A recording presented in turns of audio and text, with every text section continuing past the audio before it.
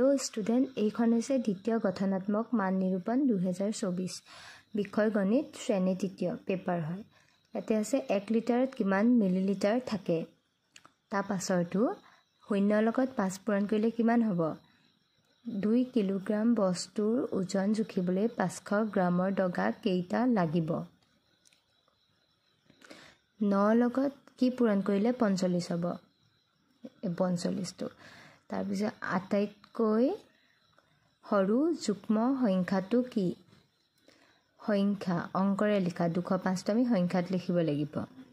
তাৰপিছত বিস্তৃত ৰূপত লিখা 457টো এনেকৈ ভাঙি লিখিব লাগিব, যেনেকৈ 400 + 50 + 7 সেইটো ইয়াতে লিখিব লাগিব। আখৰেৰে লিখিবলৈ দিছে 275 আখৰত লিখিব লাগিব আমি। ইয়াতে আগৰ সংখ্যাটো লিখা 270ৰ আগৰ সংখ্যাটো কিমান হ'ব?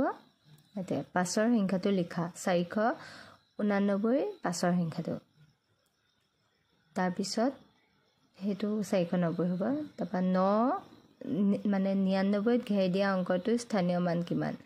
ইয়াতে 9টোৰ মানটো লিখিব লাগিব, স্থানীয় মান। তাৰপিছত ইয়াতে ছবিকেইটা আছে। আকৌ নেক্সটত আকৌ কি আহিব এতিয়া? ফাৰ্ষ্ট সেইটো ইয়াত আহিব 3টাটো।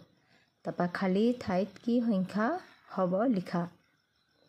ইয়াতে 2 4 6 ইয়াতে আহিব 10, ইয়াতে আহিব 12 নহয় 8 10 12 তেনেকৈ। ইয়াত 4 8 12 16 20 তেনেকৈ। ইয়াত 21ৰ পাছত কি আহিব? 7 14 21 এইটো 7 হেৰিটো মাতিলেই হৈ যাব আমি। 7 × 7 7 × 14 7 × 3 = 21 তেনেকৈ 7 4 × 28 তেনেকৈ। এখন 9 হাৰিটো সেই তেনেদৰেই মাতিব লাগিব। 9 হাৰিটো 5 হাৰিটো 5 10 15 20 তেনেকৈ আমি মাতি মাতি গৈ লিখিব লাগিব সেইখিনি। তাৰপিছত আহিব ইয়াতে পূৰণ কৰা দিছে 34 আৰু 4। তাৰপৰা 42 আৰু 2 50 আৰু 3। তাৰপৰা সমাধান কৰা আছে এটা বলৰ দাম 24 টকা হ'লে দুটা বলৰ দাম কিমান? এইটো আমি পূৰণ কৰিব লাগিব। এজনী কুকুৰাই যদি এক সপ্তাহত 3টাকৈ কণী পাৰে তেতিয়াহ'লে 3 সপ্তাহত কেইটা কণী পাৰিব? এটা বাকচত 33খন কিতাপ থ'ব পাৰিলে তেনেকুৱা 3টা বাকচত কিমানখন কিতাপ থ'ব পৰা যাব? এইবোৰ পূৰণ কৰিব লাগিব। তাৰপৰা তলৰ তালিকাখন পূৰ কৰা দিছে। বস্তু আছে এইখিনি, পৰিমাণ এইখিনি, কি পৰিমাণৰ পাত্ৰৰে জুখিবা এইখিনি, কেইবাৰ ল'বাটো নিজে লিখিব লাগিব।